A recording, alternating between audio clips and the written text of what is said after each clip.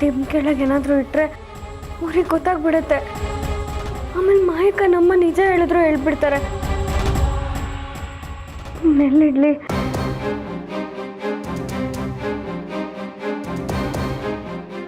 ಮಾಯಕ್ಕ ಎಲ್ರೂ ಪ್ರಶ್ನೆ ಮಾಡ್ತಾರೆ. ಆಮೇಲೆ ಒಂದು ಕೆಲಸ ಮಾಡ್ತೀನಿ, ಡ್ರೈವರಲ್ಲಿ ಇಟ್ಬಿಡ್ತೀನಿ, ಅವಾಗ ಯಾರಿಗೂ ಗೊತ್ತಾಗಲ್ಲ.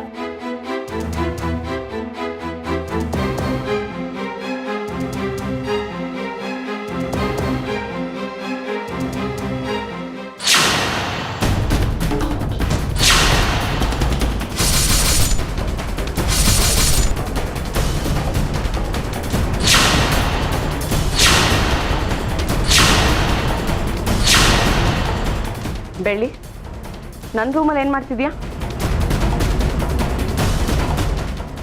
ಮಾಯಕ್ಕ ಅದು ಕೈಯಲ್ಲಿ ಪದಕೆ ಇಲ್ಲ, ರೂಮ್ನಂತೂ ಕ್ಲೀನ್ ಮಾಡ್ತಿಲ್ಲ, ಇನ್ನೇನು ಕೆಲಸ ಮಾಡಕ್ಕೆ ಬಂದಿದ್ಯಾ?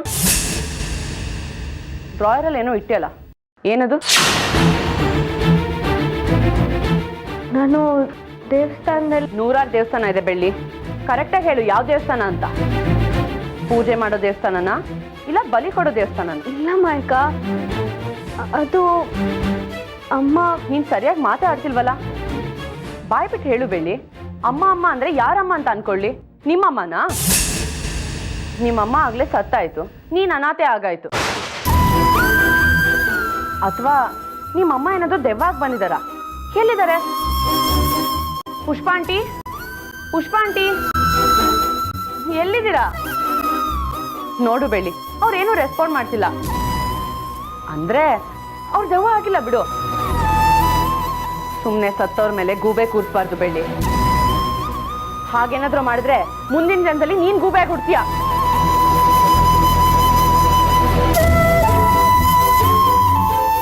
ನಾನು ಮಾಡಿದ್ದು ಜೋಕು, ನಗು ಬರ್ತಿಲ್ವಾ? ಹೋಗ್ಲಿ ಬಿಡು. ಸರಿ, ಅದೆಲ್ಲ ಬಿಡು, ವಿಷಯಕ್ಕೆ ಬಾ. ಡ್ರಾಯರಲ್ಲಿ ಏನಿಟ್ಟೆ? ಹೇಳು ಬೆಳ್ಳಿ, ನಿನ್ನೆ ಕೇಳ್ತಿರೋದು ಹೇಳು. ಇಲ್ಲ ಅಕ್ಕ, ಅದು ದೇವಸ್ಥಾನದಲ್ಲಿ. ನೀನು ಹೇಳೋಷ್ಟರಲ್ಲಿ ರಾತ್ರಿ ಆಗಿರುತ್ತೆ. ಅದೇನಿಟ್ಟಿದೆ ಅಂತ ನಾನೇ ನೋಡ್ತೀನಿ. ಸೈಡ್ಗೆ ಹೋಗು.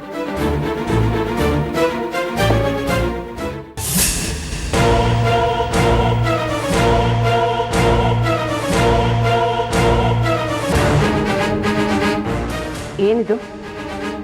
ನಿಂಬೆಹಣ್ಣಿಗೆ ಕುಂಕುಮ ಹಚ್ಚಿಟ್ಟಿದ್ಯಾ? ಮಾಟ ಮಂತ್ರ ಮಾಡಿಸ್ತಿದ್ಯಾ? ಅಯ್ಯೋ ಅಕ್ಕ, ಆ ಥರ ಎಲ್ಲ ಏನೂ ಇಲ್ಲ. ನನಗೆ ಗೊತ್ತು ಬೆಳ್ಳಿ, ಮಾಟ ಮಂತ್ರದಲ್ಲಿ ಸಿಕ್ಕಾಪಟ್ಟೆ ವೆರೈಟಿ ಇದೆ ಅಂತ. ನನಗಂತ ಯಾವ ವೆರೈಟಿ ಚೂಸ್ ಮಾಡಿದ್ಯಾ? ರಕ್ತ ಕಕ್ಕಿ ಸಾಯೋ ಥರನಾ? ಇಲ್ಲ ನಿನ್ ಥರ ಹುಚ್ಚಿ ಆಗಲಿ ಅಂತನ? ದೇವರಣೆಗೂ ಆ ಥರ ಎಲ್ಲ ಏನೂ ಇಲ್ಲ ಅಕ್ಕ. ಇಷ್ಟೆಲ್ಲ ಆದಮೇಲೆ ನಾನು ಏನೂ ಹೇಳದೇ ಇದ್ರೆ ಚೆನ್ನಾಗಿರಲ್ಲ. ನಿನ್ನೆ ನಿಮ್ಮಮ್ಮ ಬಂದು ನಿಮ್ಮ ಮದುವೆ ಆಗ್ತಿಲ್ಲ ಅಂತ ನಿಮ್ಮಮ್ಮ ತುಂಬ ಸಂಕಟ ಪಡ್ತಿದ್ರು. ಇಷ್ಟೆಲ್ಲ ತೊಂದರೆ ಆಗ್ತಿದೆ ಅಂದಮೇಲೆ ನಿಮ್ಮದು ಮುತ್ತು ಮಾವನ ಮದುವೆ ಆಗಲ್ಲ. ನಮ್ಮ ಅಣ್ಣನ ಮಗ ಶಂಕರ ಅಂತ ಒಬ್ಬ ಇದ್ದಾನೆ, ತುಂಬ ಓದ್ಕೊಂಡಿದ್ದಾನೆ, ಒಳ್ಳೆ ಕೆಲಸದಲ್ಲಿದ್ದಾನೆ. ಅವನಿಗೂ ಮಾಯ ಅಂದರೆ ಇಷ್ಟ ಅಂದರು. ಅದಕ್ಕೆ ಏನು?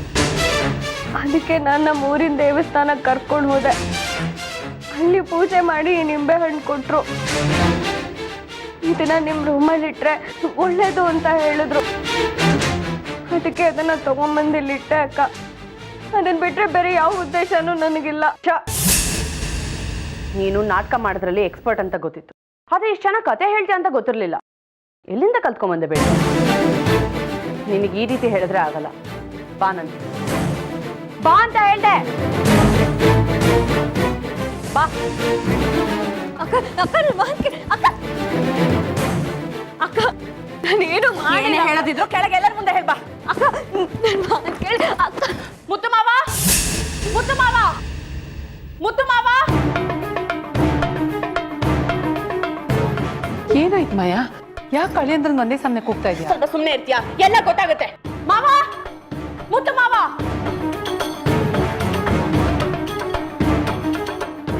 ಏನಾಯ್ತು ಮಾಯಾ?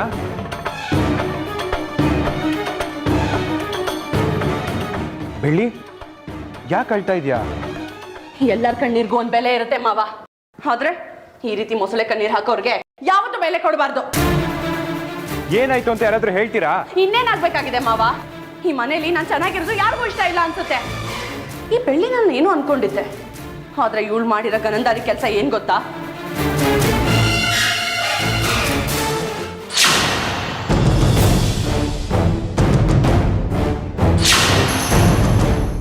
ಇದು ನೀವು ಅನ್ಕೊಂಡಿರೋ ಹಾಗೆ ಮಾಮೂಲಿ ನಿಂಬೆಹಣ್ಣಲ್ಲ, ಮಂತ್ರಿಸಿರೋ ನಿಂಬೆಹಣ್ಣು. ಮಾಯಾ, ಇಲ್ಲ ಮಾವ, ನೀವು ಈ ವಿಷಯನೆಲ್ಲ ನಂಬಲ್ಲ ಅಂತ ನನಗೆ ಚೆನ್ನಾಗಿ ಗೊತ್ತು. ನಾವು ಕಾಣ್ತಿರೋ ದೇವ್ರನ್ನ ಹೇಗೆ ನಂಬ್ತೀವೋ ಈ ವಿಚಾರನೂ ನಂಬಲೇಬೇಕು ಮಾವ. ಒಳ್ಳೇದಿರೋ ಕಡೆ ಕೆಟ್ಟದಿದ್ದೇ ಇರುತ್ತೆ. ಬೆಳ್ಳಿ ಯಾಕೆ ನನ್ನ ರೂಮಲ್ಲಿ ಕದ್ದು ಮುಚ್ಚಿ ಬಂದ್ಲು, ಇದನ್ನ ನನ್ನ ರೂಮಲ್ಲಿ ಯಾಕೆ ಇಟ್ಲು ಅನ್ನೋದು ನನಗೆ ಗೊತ್ತಾಗಬೇಕಾಗಿದೆ ಮಾವ. ನೀವೇ ಅವಳನ್ನ ವಿಚಾರಿಸಿ. ಬೆಳ್ಳಿ, ಏನಿದೆಲ್ಲ? ನೀನ್ ಯಾಕೆ ಮಾಯನ್ ರೂಮ್ಗೆ ಹೋಗಿದ್ದೆ? ಮಾವ, ನೆನ್ನೆ ಮಾಯಕ ನಮ್ಮ ಬೇಜಾರಲ್ಲಿ ಕೂತಿದ್ರು. ನಾನು ಏನಾಯ್ತು ಅಂತ ಕೇಳಿದೆ. ಅದಕ್ಕೆ ಅವರು ಮಾಯಕನ ಮದುವೆ ಎಷ್ಟಾದರೂ ನಡೀತಿಲ್ಲ, ನಿಮ್ದು ಅವ್ರದ್ದು ಮದುವೆ ಆಗೋ ಹಂಗೆ ಕಾಣಿಸಲ್ಲ. ಅದಕ್ಕೆ ಅವ್ರ ಅಣ್ಣನ ಮಗ ಶಂಕರ ಅಂತ ಒಬ್ಬ ಇದ್ದಾನೆ. ನಮ್ಮ ಅಣ್ಣನ ಮಗ ಶಂಕರನ ಮದುವೆ ಆಗು ಅಂತ ನೀನು ಮಾಯನ್ ಒಪ್ಪಿಸ್ಲೇಬೇಕು. ಮಾಯನ್ ಜೀವನ ಈಗ ನಿನ್ನ ಕೈಲಿದೆ. ದಯವಿಟ್ಟು ಅವಳಿಗೊಂದು ಜೀವ ಭಿಕ್ಷೆ ಕೊಡಮ್ಮ. ಮಾವ, ಇಷ್ಟೆಲ್ಲ ಇವ್ರ ಅಣ್ಣನ ಮಗ ಶಂಕರನ್ ಜೊತೆ ಮಾಯಕ್ಕನ್ ಮದುವೆ ಮಾಡಬೇಕು ಅನ್ನೋದಕ್ಕೋಸ್ಕರನೇ ಮಾಡಿದ್ದು. ಅದು ಬಿಟ್ಟರೆ ಬೇರೆ ಏನೂ ಇಲ್ಲ. ಯಪ್ಪ ಯಪ್ಪ ಯಪ್ಪ ಯಪ್ಪ, ಬೆಳ್ಳಿ, ನಿನ್ ಬಾಯಲ್ಲಿ ಇಂಥ ಸುಳ್ಳ?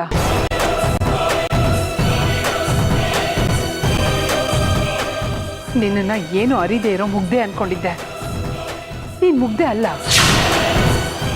ಮುಗ್ದೆ ಅನ್ಕೊಂಡಿರೋರ್ನ ದಡ್ರು ಮಾಡ್ತೀಯ ಅಂತ ನನ್ಗೆ ಇವತ್ತು ಗೊತ್ತಾಯ್ತು. ಅಲ್ಲಮ್ಮ, ನಾನು ಯಾವಾಗ ಈ ವಿಷಯನ ನಿನ್ನ ಹತ್ರ ಹೇಳಿದೆ? ಇದೇನ್ರಮ್ಮ ಹೀಗೆ ಹೇಳ್ತಿದ್ದೀರಾ? ನೀವೇ ತಾನೇ ಹತ್ಕೊಂಡು ನನ್ನ ಹತ್ರ ಈ ವಿಷಯನೆಲ್ಲ ಹೇಳಿದ್ದು. ಮುದ್ದು ಮಾವಂಗೂ ಮಾಯಕ್ಕಂಗೂ ಸರಿ ಹೊಂದಲ್ಲ. ಈ ಮದುವೆ ನಡೆಯೋದೇ ಅನುಮಾನ. ಅದಕ್ಕೆ ನಿಮ್ಮ ಅಣ್ಣನ ಮಗ ಶಂಕರಂಗೂ ಮಾಯಕ್ಕಂಗೂ ಮದುವೆ ಮಾಡಬೇಕು ಅಂತ ನೀವೇ ತಾನೇ ಹೇಳಿದ್ರಿ. ಏನು ತಮಾಷೆ ಮಾಡ್ತಾ ಇದೆಯಾ ಬೆಳ್ಳಿ?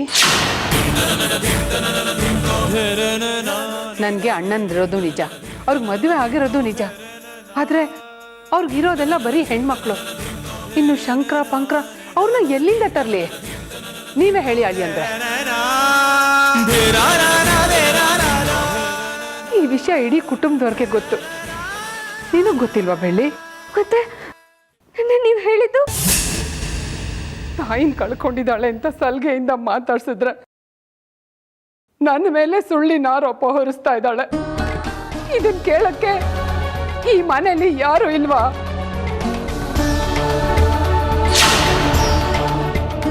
ನೆಂಟ್ರ ಮನೆ. ಒಂದೆರಡು ದಿನ ಮಗಳನ್ನ ಬಾವಿ ಅಳಿಯಂದ್ರನ್ನ ನೋಡ್ಕೊಂಡು ಹೋಗೋಣ ಅಂತ ಬಂದ್ರೆ ನನ್ನ ಮೇಲೆ ಸುಳ್ಳಿನ ಆರೋಪ.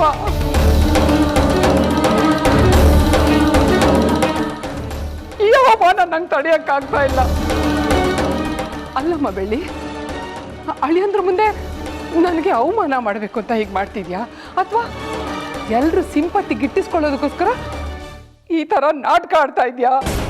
ನಿನ್ನ ಉದ್ದೇಶ ಏನು ಅಂತ ಹೇಳು. ಅಯ್ಯೋ, ನನಗೆ ಆ ಥರ ಯಾವ ಉದ್ದೇಶನೂ ಇಲ್ಲ ಅಮ್ಮ.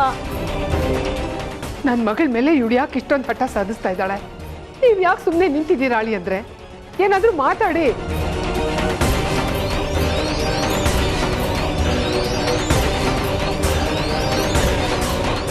ಮಾಟ ಮಾಡಿಸಿ ನನ್ನ ಮಗಳನ್ನ ಸಾಯಿಸೋ ಉದ್ದೇಶ ನಿನ್ಗೇನಾದರೂ ಇದೆಯಾ? ಹೇಳ್ಬಿಡು.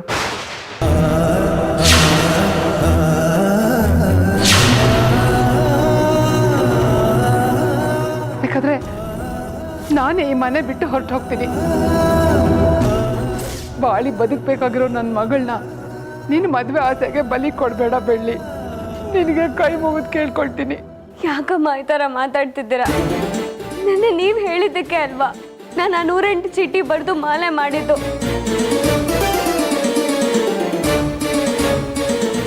ನೀವು ಹೇಳಿದ್ದಕ್ಕೆ ಅಲ್ವಾ ದೇವಸ್ಥಾನಕ್ಕೆ ಆ ತಾಯಿ ಕುತ್ತಿಗೆಗೆ ಆ ಮಾಲೆನ ಹಾಕಕ್ಕೆ ಹೋಗಿದ್ದು. ನೀವು ಹೇಳಿದ್ದಕ್ಕೆ ಅಲ್ವಾ ಮಾಯಕನ ರೂಮಲ್ಲಿ ಆ ನಿಂಬೆ ಹಣ್ಣ ಇಡಕ್ಕೆ ಹೋಗಿದ್ದು. ಇಷ್ಟೆಲ್ಲ ಹೇಳಿ ನೀವು ಹೇಳಲೇ ಇಲ್ಲ ಅಂತಿದ್ದೀರಲ್ಲಮ್ಮ. ರಾತ್ರಿ ಎಲ್ಲ ಕಷ್ಟಪಟ್ಟು ನಾನು ಆ ಮಾಲೆ ಮಾಡಿದ್ದೆ. ಸಾಕು ಸಾಕು ಬೆಳ್ಳಿ, ಇಷ್ಟೆಲ್ಲ ಸುಳ್ಳಿನ ಆರೋಪನ ನನ್ನ ಮೇಲೆ ಹೊರಿಸಿ ನನ್ನನ್ನ ಅಮ್ಮ ಅಂತ ಕರೆಯೋದಕ್ಕೆ ನಿನ್ಗೆ ಮನ್ಸಾದ್ರೂ ಹೇಗೆ ಬರುತ್ತೆ?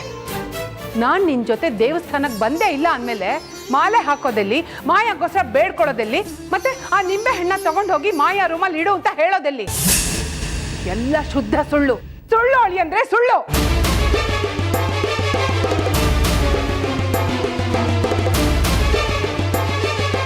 ಬೆಳ್ಳಿ, ಏನಿದೆಲ್ಲ? ಯಾಕೊಂಥರ ಆಡ್ತಿದ್ಯಾ? ನಿನಗೇನು ಅನಿಸ್ತಿದೆ ಹೇಳು? ಅನ್ಸೋದೇನಿದೆ ಮಾವ, ಅವಳ ಮನ್ಸಲ್ಲಿ ಇನ್ನ ನಿಮ್ಮನ್ನೇ ಮದುವೆ ಆಗ್ಬೇಕು ಅನ್ನೋ ಆಸೆ ಇದೆ.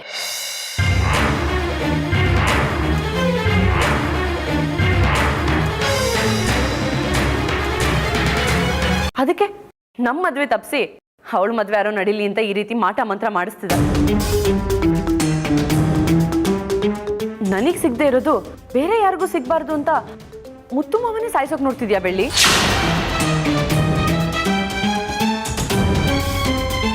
ನಾವು ಕನಿಕರ ತೋರಿಸಿದ್ರೆ ತಪ್ಪಾಯ್ತು ಅನ್ಸುತ್ತೆ.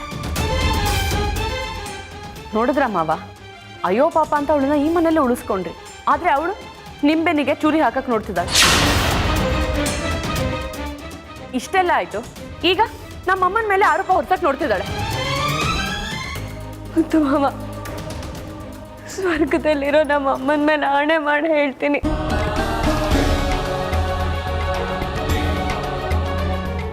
ನಾನು ನಿಜವಾಗ್ಲೂ ತಪ್ಪು ಮಾಡಿಲ್ಲ ಮಾವ. ಇವರೆಲ್ಲ ಯಾಕೆ ಈ ಥರ ಮಾತಾಡ್ತಿದ್ದಾರೆ ಅಂತ ನನಗೆ ನಿಜವಾಗ್ಲೂ ಗೊತ್ತಿಲ್ಲ. ನನ್ನ ಪ್ರಾಣ ಹೋದ್ರೂ ಸರಿ, ನಾನು ನಿಜಾನೇ ಹೇಳ್ತೀನಿ ಅಂತ ನಿಮಗೂ ಚೆನ್ನಾಗಿ ಗೊತ್ತು. ಅಂದಮೇಲೆ ನಾನು ಸುಳ್ಳು ಹೇಳ್ತೀನ ಮಾವ? ಅಂದ್ರೆ ನಾನು ಸುಳ್ಳು ಹೇಳ್ತಾ ಇದ್ದೀನಿ ಅಂತನಾ? ಮನಸ್ಸಿಗೆ ನೆಮ್ಮದಿ ಸಿಗತ್ತೆ ಅಂತ ಈ ಊರಿಗೆ ಬಂದೆ. ಇಲ್ಲಿ ನನಗೆ ಇಷ್ಟ ಅವಮಾನ ಆಗತ್ತೆ ಅಂತ ಗೊತ್ತಿರಲಿಲ್ಲ ಅಳಿ ಅಂದ್ರೆ. ನಾನು ನಿನ್ ಬದುಕಿದ್ದು ಪ್ರಯೋಜನ ಇಲ್ಲ ಮಾಯಾ, ಬದುಕಿದ್ದು ಪ್ರಯೋಜನ ಇಲ್ಲ. ಅಮ್ಮ ಅಮ್ಮ, ನನ್ನ ಬಗ್ಗೆ ಯಾರು ಇಷ್ಟು ಕೀಳಾಗಿ ಮಾತಾಡಿರ್ಲಿಲ್ಲ. ನಾ ಸತ್ತ ಹೇಳೋದು ನೆಮ್ಮದಿ ಅನ್ಸತ್ತೆ. ಏನ್ ಮಾಡ್ತಿದ್ಯಾ ಅಮ್ಮ? ಇಷ್ಟು ಕೆಲ ಯಾರು ಸಾಯ್ತಾರೆ ಅಮ್ಮ. ಬೇಡ ಮಾಯಾ, ಇದು ನಿನಗೆ ಚಿಕ್ಕ ವಿಷಯ ಇರ್ಬೋದು, ನನಗೆ ದೊಡ್ಡ ವಿಷಯನೇ. ಅತ್ತೆ, ಏನ್ ಮಾಡ್ತಿದ್ದೀರಾ ನೀವು? ಮೊದಲು ಚಾಕುನ್ ಬಿಸಾಕಿ. ದೊಡ್ಡವ್ರು ನೀವು, ಚಿಕ್ಕವ್ರಿಗೆ ಬುದ್ಧಿ ಹೇಳ್ಬೇಕು ಅಂತಂದ್ರೆ ನೀವೇ ಸಾಯೋ ನಿರ್ಧಾರ ತಗೋತಿದ್ದೀರಲ್ಲ. ಸಾಯ್ದೆ ಇನ್ನೇನ್ ಮಾಡ್ಲಿ ಅಳಿ ಅಂದ್ರೆ? ನನಗ್ ಬುದ್ಧಿ ಬಂದಾಗಿಂದ ಯಾರ ಹಂಗಲ್ಲೂ ಬೀಳ್ದೆ ಮದ್ವೆ ಮಾಡ್ಕೊಂಡು ಅಚ್ಚುಕಟ್ಟಾಗಿ ಸಂಸಾರ ಮಾಡ್ಕೊಂಡು ಬಂದಿದ್ದೀನಿ. ಒಬ್ರು ಹಣಕ್ಕಾಗ್ಲಿ, ಒಬ್ರು ಆಸ್ತಿಗಾಗ್ಲಿ ನಾನು ಆಸೆ ಪಟ್ಟವಳಲ್ಲ. ಆದ್ರೆ ಇವತ್ತು ವಯಸ್ಸಲ್ಲಿ ನನ್ಗಿಂತ ಚಿಕ್ಕವಳು ನನ್ನ ಮೇಲೆ ಸುಳ್ಳಿನ ಆರೋಪ ಮಾಡಿದಾಳೆ. ಇದನ್ನ ಸಹಿಸ್ಕೊಂಡು ನಾನು ಹೇಗೆ ಬದುಕಿರ್ಲಿ ಅಳಿ ಅಂದ್ರೆ?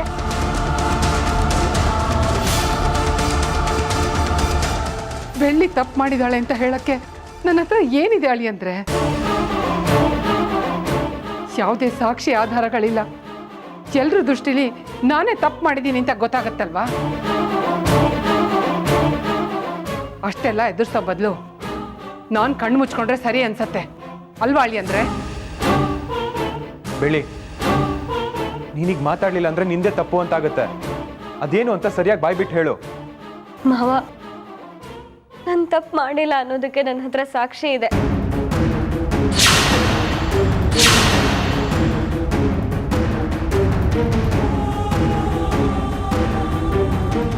ಮಾಯಕಂಗೋಸ್ಕರ ಅಂತ 108 ಚೀಟಿಲ್ ಬರ್ತಿರೋ ಮಾಲೆನ ಇವತ್ತು ನಾನು ಅವರು ದೇವಸ್ಥಾನಕ್ಕೆ ಹೋಗಿ ಆ ತಾಯಿ ಕೊರಳಿಗೆ ಅರ್ಪಿಸಿದ್ದೀವಿ. ಅದು ಇವಾಗ್ಲೂ ಅಲ್ಲೇ ಇರುತ್ತೆ, ಬೇಕಾದ್ರೆ ಅಲ್ಲಿಗೆ ಹೋಗಿ ನೋಡಿದ್ರೆ ಗೊತ್ತಾಗತ್ತೆ. ನೀನು ಹೇಳ್ತಿರೋದು ಸರಿಯಾಗೇ ಇದೆ. ಬನ್ನಿ ಎಲ್ಲರೂ ದೇವಸ್ಥಾನಕ್ಕೆ ಹೋಗೋಣ. ಒಂದು ನಿಮಿಷ ಅಳಿ ಅಂದ್ರೆ, ಒಂದು ವೇಳೆ ನಾನು ತಪ್ಪು ಮಾಡಿದ್ದೀನಿ ಅಂತ ಗೊತ್ತಾದ್ರೆ ನನ್ನ ಜೀವ ಇರೋ ತನಕ ಈ ಮನೆಗೆ ಕಾಲಿಡಲ್ಲ. ಅದೇ ಬೆಳ್ಳಿ ತಪ್ಪು ಮಾಡಿದಾಳೆ ಅಂತ ಗೊತ್ತಾದ್ರೆ ಅವಳಿಗೆ ನೀವೇನು ಶಿಕ್ಷೆ ಕೊಡ್ತೀರಾ? ಅವಳ ತಲೆ ಸರಿ ಇಲ್ಲ ಅಂತ ಹೇಳಿ ಅವಳನ್ನ ಒಳ್ಳೆ ಹಾಸ್ಪಿಟಲ್ಗೆ ಕರ್ಕೊಂಡು ಹೋಗಿ ಟ್ರೀಟ್ಮೆಂಟ್ ಮಾಡಿಸ್ತೀರಾ? ಅಥವಾ ಅವಳು ಮಾಡಿದ್ದೆಲ್ಲ ಸರಿ ಅಂತ ಹೇಳಿ ಅವಳು ಈ ಮನೇಲೇ ಇರಲಿ ಅಂತ ಸುಮ್ಮನೆ ಇರ್ತೀರಾ? ಅದನ್ನ ಈಗಲೇ ಹೇಳಲ್ಲ ಅತ್ತೆ. ಅವಳೇನಾದರೂ ತಪ್ಪು ಮಾಡಿದಾಳೆ ಅಂತ ಗೊತ್ತಾದ್ರೆ ಏನು ಶಿಕ್ಷೆ ಕೊಡಬೇಕು ಅಂತ ಇಲ್ಲಲ್ಲ, ಅಲ್ಲಿ ಹೇಳ್ತೀನಿ. ಬಾ ಬೇಡಿ.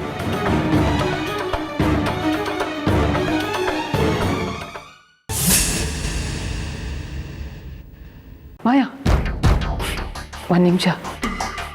ಈಗ ದೇವಸ್ಥಾನಕ್ಕೆ ಹೋಗಿ ಮಾಲೆ ತೆಗೆದು ನೋಡಿದ್ರೆ ನಿಂದು ಮತ್ತು ಶಂಕರಂತ ಹೆಸರಿರುತ್ತೆ. ಆಗ ನಾವು ಹೇಳ್ತಿರೋ ಸುಳ್ಳು ಅಂತ ಗೊತ್ತಾಗಲ್ವಾ? ಗೊತ್ತಾಗತ್ತೆ ಅಮ್ಮ, ಆದರೆ ನೀವು ಹೇಳಿದ್ದಲ್ಲ, ಬೆಳ್ಳಿ ಹೇಳಿದ್ದು ಸುಳ್ಳು ಅಂತ ಗೊತ್ತಾಗತ್ತೆ. ಅರ್ಥ ಆಗಲಿಲ್ಲ ಅಲ್ವಾ? ದೇವಸ್ಥಾನದಲ್ಲಿ ನೀವು ದೇವ್ರಿಗೆ ಹಾಕಿರೋ ಮಾಲೆ ಬೆಳ್ಳಿ ಮಾಡಿರೋದಲ್ಲ. ಮತ್ತೆ ಬೆಳ್ಳಿ ಮಾಡ್ಕೊಟ್ಟಿದ್ದ ಮಾಲೆಯಲ್ಲಿ ಅದು ಆರಾಮಾಗಿ ನಿಮ್ಮ ರೂಮಲ್ಲಿ ನಿದ್ದೆ ಮಾಡ್ತಿದೆ ಅಮ್ಮ. ಮತ್ತೆ ದೇವಸ್ಥಾನದಲ್ಲಿರೋದು? ಅಯ್ಯೋ ಅಮ್ಮ, ಎಲ್ಲ ಪ್ರಶ್ನೆ ಇಲ್ಲೇ ಕೇಳಿದ್ರೆ ಮಜಾ ಬರಲ್ಲ. ಬನ್ನಿ ದೇವಸ್ಥಾನಕ್ಕೆ ಹೋಗೋಣ. ಬೆಳ್ಳಿಗೆ ಅಂತ ಸ್ಪೆಷಲಾಗಿ ಪೂಜೆ ಮಾಡಿಸ್ತೀವಿ. ಓಹ್, ಬೆಳ್ಳಿಗೆ ಆರತಿ ಎತ್ತೋ ಟೈಮ್ ಬಂದಿದೆ, ಹೊರಡೋಣವಾ?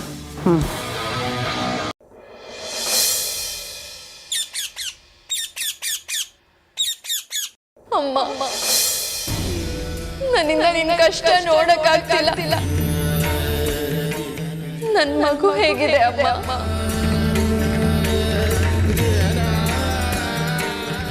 ಹೇಗಾದ್ರೂ ಮಾಡಿ ನನ್ ಮಗುನ ಮುತ್ತು ಮಾವನ ಹತ್ರ ಸೇರ್ಸಮ್ಮ.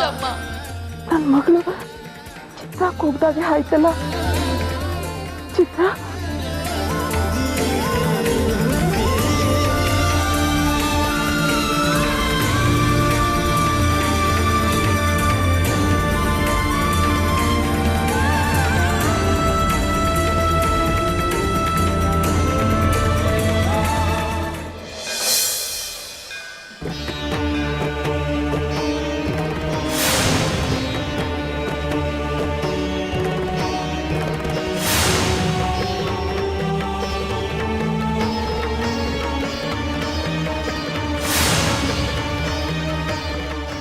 ದೇವ್ರೆ, ಅಳಿಯಂದ್ರ ಮದುವೆ ವಿಷಯ, ಅದ್ರ ಬಗ್ಗೆ ಏನೂ ಗೊತ್ತಾಗ್ಲಿಲ್ಲ. ಮಗು ಫೋಟೋ ಅವ್ರ ಕೈ ತಲುಪ್ತೋ ಇಲ್ವೋ ಅದು ಗೊತ್ತಿಲ್ಲ. ಅದನ್ನ ನೀನೇ ಹೇಳಬೇಕು. ಇಲ್ಲ ಅಂದ್ರೆ ಮಗುಗೆ ತಂದೆ ಬಗ್ಗೆ ಗೊತ್ತಾಗಲ್ಲ, ತಂದೆಗೆ ಮಗು ಬಗ್ಗೆನೂ ಗೊತ್ತಾಗಲ್ಲ. ಅವರಿಬ್ಬರ ಮಧ್ಯೆ ಸೇತುವೆ ಆಗಿರೋದು ನಾನೊಬ್ಳೆ. ನನಗೇನಾದ್ರೂ ಪರವಾಗಿಲ್ಲ. ನನ್ನ ಜೀವ ಹೋಗೋದಿಕ್ಕೂ ಮೊದಲು ಅವರಿಬ್ರು ಒಂದಾಗಬೇಕು. ಆಮೇಲೆ ನನಗೇನಾದ್ರೂ ಪರವಾಗಿಲ್ಲ. ಅದಕ್ಕೆ ನೀನೇ ಸಹಾಯ ಮಾಡಬೇಕು.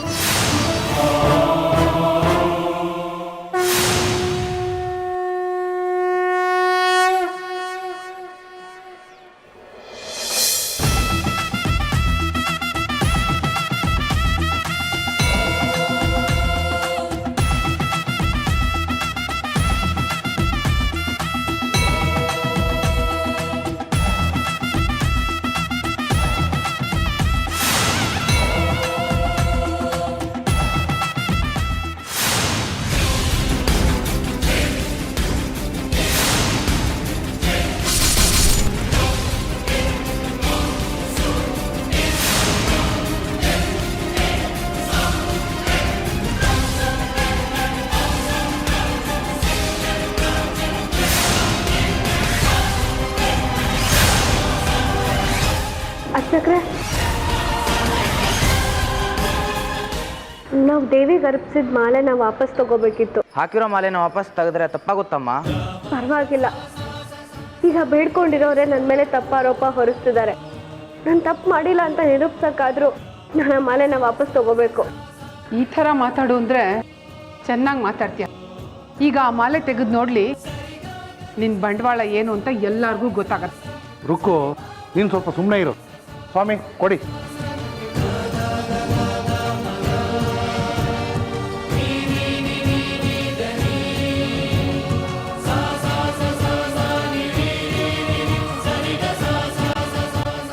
ಬೆಳಿ, ಆ ಚೀಟಿಲಿ ಏನಿದೆ ಅಂತ ನೀನೇ ಓದೇಳು.